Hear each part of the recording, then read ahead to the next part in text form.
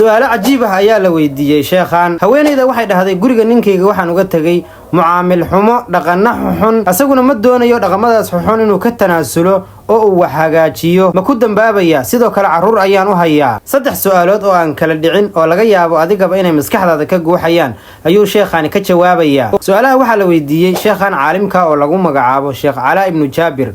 qofka ugu horeeyay wuxuu weydiiyey haddii aan u duceeyo waalidkay oo geeriyooday ducadaasina ay gaarto suurtagal ma tahay inuu iga raali noqdo? su'aashan waa su'aal muhiim ah. qof walba oo waalidkiis ka geeriyooday asagoo aan la joogin oo ka maqan ama laga yaabo inuu wax ka tabanayay ayay jawaab cad siinaysaa. raaligelinta waalidku adduun iyo aakhiraba waa muhiim. markii ay labadaada waalid ka raali noqdaan ayuu ilaahayna ka raali noqonayaa. sheekhu wuxuu ku jawaabay ducadu waa ay gaaraysaa waalidkan geeriyooday.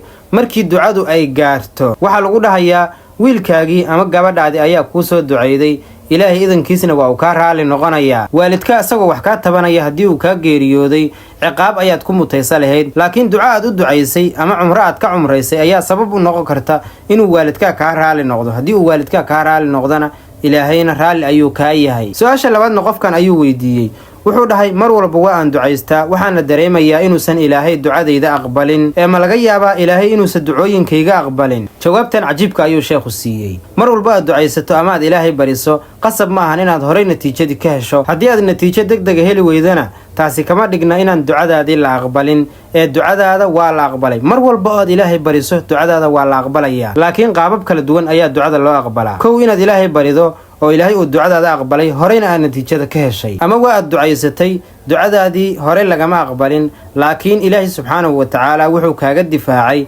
masiibo ama dhibaato kugu soo socotay. ilaahay wixii aad ka bariday isla markaas kuma uusan siin, laakiin wax kale oo ka muhiimsan ayaa lagugu qabtay.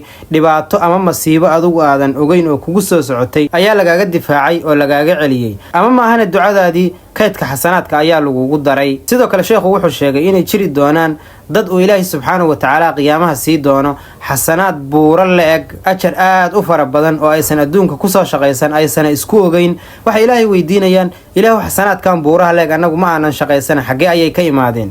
ilaahay subxaanahu wa tacaalana wuxuu ugu jawaabayaa waa ducooyinkiinnii iyo baryadiinnii badneed oo laydinkugu buuxiyey miisaanka xasanaadka. su-aasha u dambaydana haweeney ayaa sheekha weydiiday. waxay dhahday guriga ninkayga waxaan uga soo tegay mucaamalo xumo iyo dhaqamo xun oo aan u adkaysa waayey, oo dhaqamadaas inuu ka tanaasulo oo hagaajiyo waa uu diiday. ee dembi miyaan ku leeyahay haddii aan gurigii ka soo tago anigoo weliba carruur u haya? sheekhu wuxuu ku jawaabay haddii ay xaqiiqo tahay inuusan rabin dhaqamadaas xun inuu ka tanaasulo oo uu hagaajiyo waxaaba dembi kugu ah inaad dhaqamadaas xun kula joogto, maxaa yeelay waxaad dayacaysaa nafsadaadii iyo nafsadii ubadka